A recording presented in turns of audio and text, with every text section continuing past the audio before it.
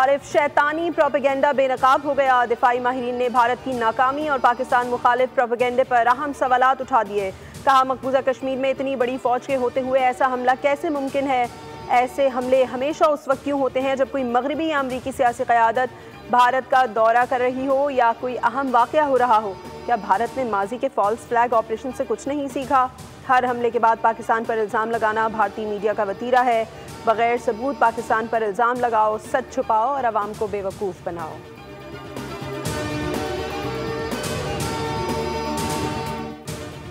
और सिफारती दौरों पर फॉल्स फ्लैग ऑपरेशन भारत का वतीरा है। दुनिया जानती है भारत मकबूजा कश्मीर में क्या कर रहा है। पहलगाम वाक़या भारत की सोची समझी साजिश है। नून लीगी रहनुमा इरफान सिद्दीकी की मीडिया से गुफ्तगू। कहा, अमरीकी नायब सदर के दौरे भारत पर पहलगाम का ड्रामा रचाया गया। पीटीआई वाले ओहदों के लिए आपस में गुत्थम गुत्था हैं।